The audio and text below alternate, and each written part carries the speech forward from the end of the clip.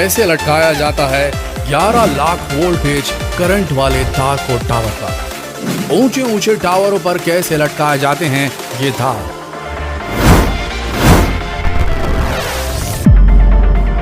दोस्तों, जिस बिजली की वजह से आप हमारा ये वीडियो देख पा रहे हैं, जिस बिजली की मदद से आप अपना मोबाइल चार्ज करते हैं, अपना लैपटॉप चार्ज करते हैं, वो बिजली कितनी मुश्किलों से हमारे घरों तक पहुंचती है। क्या आपने कभी इस बारे में सोचा है?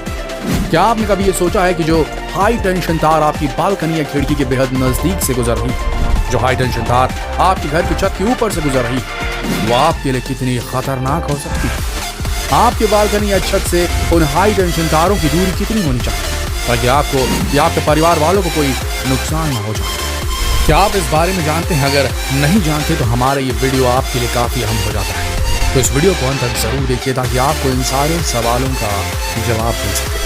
दोस्तों, आजकल वैसे भी पूरे देश में बिजली को लेकर हाहाकार मचा हुआ है। तरह तरह के दावे लोगों के दिलों की धड़कनें बढ़ाने लगे।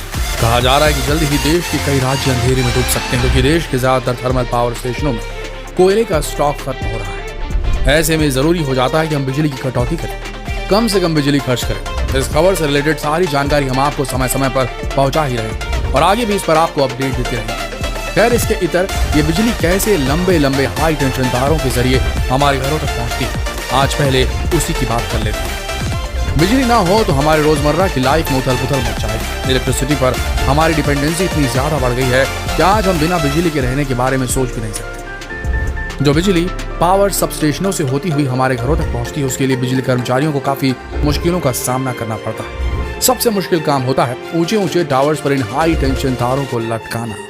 दरअसल ये तार इतने हैवी होते हैं कि किसी इंसान का इन्हें खींचना भी लगभग नामुमकिन होता है क्योंकि हाई टेंशन केवल कई पतले पतले तारों के गुच्छों से बने होते हैं। ऐसा करना क्यों जरूरी होता है ये हम आपको आगे बताएंगे, लेकिन उससे पहले ये सोचिए कि कैसे इन हैवी केबल्स को कई फुट ऊंचे टावरों पर इंस्टॉल किया जाता होगा। कैसे इन्हें एक से दूसरे टावर तक और फिर वहां से हमारे घर के करीब बने बिजली के खंभों तक जोड़ा जाता होगा ताकि हमारे घरों तक बिजली की सप्लाई की जा सके। इसके लिए सबसे पहले लंबे लंबे तारों की रील को टावरों के करीब तक पहुंचाया जाता है। फिर कंप्रेस मशीन से तारों के किनारों को प्रेस किया जाता है ताकि उस पर हुक लगाया जा सके। ऐसा करना इसलिए भी जरूरी हो जाता है ताकि तार बाहर न निकले या जमीन पर ना गिर पाए। इसके लिए तारों के गुच्छों में डेटॉन लगाया जाता है जो एक किस्म का हुक होता है और इससे तार लॉक हो जाता है। अब बारी आती है इन लंबे लंबे केबल्स को ऊंचे ऊंचे टावरों तक पहुंचाने की। जैसा कि हमने आपको पहले ही बताया था कि केबल्स कितने भारी होते हैं कि इन्हें उठाकर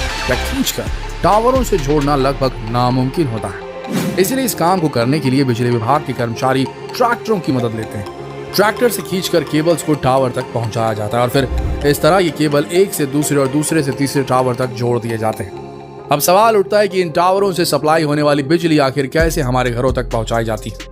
दोस्तों, बिजली को एक जगह से दूसरी जगह ले जाने के लिए जो सबसे जरूरी है वो है स्पीड। तो समझिए कि करंट की स्पीड को ही हम लोग वोल्टेज कहते हैं या फिर पोटेंशियल कहते हैं और इसी को टेक्निकल भाषा में टेंशन कहा जाता है। जब वोल्टेज हाई रहता है तब उसे हाई टेंशन कहा जाता है। इसके लिए बड़े बड़े टावर होते हैं और उन्हीं टावर से हम हाई वोल्टेज करंट ले जाते हैं। वोल्टेज पोटेंशियल किसी करंट की स्पीड को दिखाता है और जब 66 केवी यानी कि 66 केवी से अधिक वोल्टेज का करंट ले जाना होता है तो उसे ऊंचे ऊंचे टावर से ले जाया जाता है। ये जो ट्रांसमिशन टावर्स होते हैं उसका जो निचला हिस्सा होता है उसे टावर की बॉडी कहा जाता है और जो ऊपर का हिस्सा होता है उसे केज कहते हैं और इस केज का सबसे ऊपरी भाग पीक कहलाता है। साइड में जो लटका होता है उसे आर्म कहते हैं और ये आर्म ही है जिन पर इंसुलेटर लटका दिए जाते हैं और इन्हीं इंसुलेटर्स में हैवी केबल्स लटकाए जाते हैं। अगर केबल्स को केज में लटका दें तो क्या होगा? तो समझ लीजिए कि फिर पूरे टावर में ही करंट दौड़ने लगेगा। कई बार ट्रांसमिशन टावर्स को जमीन पर ही फिट करके हेलीकॉप्टर की मदद से उठाकर पहाड़ियों पर ले जाकर लगा दिया जाता है। ट्रांसमिशन टावर को ऐसे फिट करना आसान होता है मगर इसमें खर्च ज्यादा आता है। हमारे देश में ज्यादातर ट्रांसमिशन टावर्स को एक के बाद एक करके सेट किया जाता है। ट्रांसमिशन टावर के लिए मोटे ACSR वायर का इस्तेमाल किया जाता है। ACSR माने एल्यूमिनियम कंडक्टर स्टील रीइंफोर्स। यहाँ रीइंफोर्स का मतलब होता है मजबूती प्रदान करना।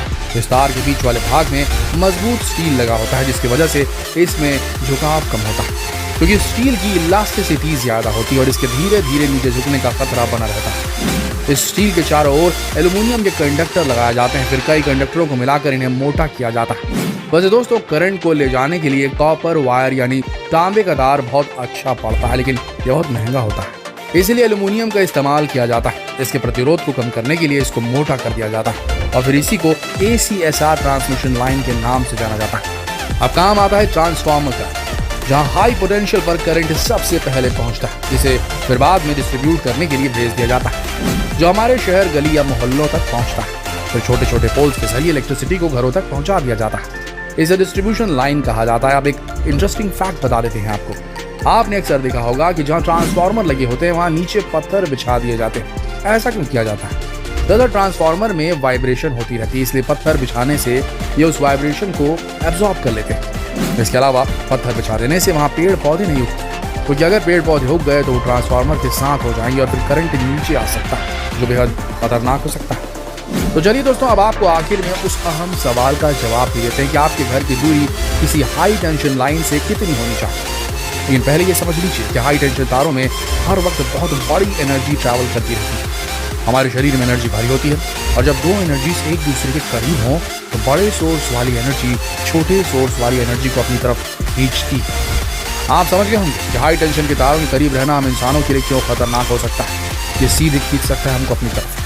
लंबे वक्त तक हाई टेंशन तारों के करीब रहने से किसी इंसान के हेल्थ पर खराब प्रभाव पड़ना लाजमी है। इसलिए आपको ये जानना जरूरी है कि ऐसे हाई टेंशन केबल से आपके घरों की दूरी कितनी होनी चाहिए।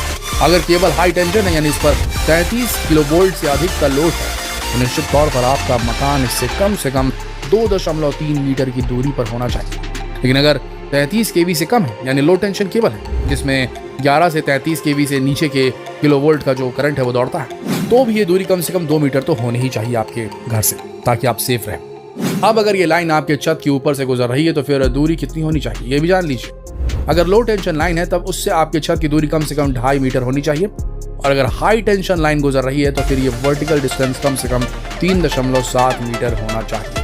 अगर लोड लाइन 33 केवी से भी ज्यादा है यानी कि 33 किलोवोल्ट से भी ज्यादा है तो फिर ये दूरी 4 मीटर होनी चाहिए। आपको बता दें दोस्तों कि कई हाई टेंशन लाइन किसी इंसान को 12 से 15 फुट की दूरी से भी अपनी ओर खींच सकती है। इसीलिए ऐसे केबल से सही दूरी बनाकर रखना हमारी सेफ्टी के लिए बहुत जरूरी हो जाता है। तो ये थी अति महत्वपूर्ण जानकारी। तो दोस्तों देखा आपने किस तरीके से जान पर खेल कर हमारे देश के बिजली कर्मचारी हम तक बिजली पहुंचाते हैं, और साथ ही आपने ये भी जाना कि आपको किस तरीके से सेफली अपने घर को एडजस्ट करना है, बनाना है, और इस बात का ध्यान रखना है अपने घर बनाते वक्त कि हाई टेंशन तार से आपके घर की दूरी, आपके छत की दूरी कितनी होनी चाहिए। तो आशा करते हैं वीडियो आप सबको पसंद आई होगी, जानकारी बहुत लगी होगी। अगर लगी तो कृपया इसे अपने तक सीमित करके जानकारी को शेयर करें। फेसबुक पर, व्हाट्सएप पर, यूट्यूब पर इस वीडियो को शेयर करें। फिर मिलेंगे कल एक और दिलचस्प किस्से, एक और दिलचस्प वीडियो के साथ। तब तक के लिए आप सबका इस वीडियो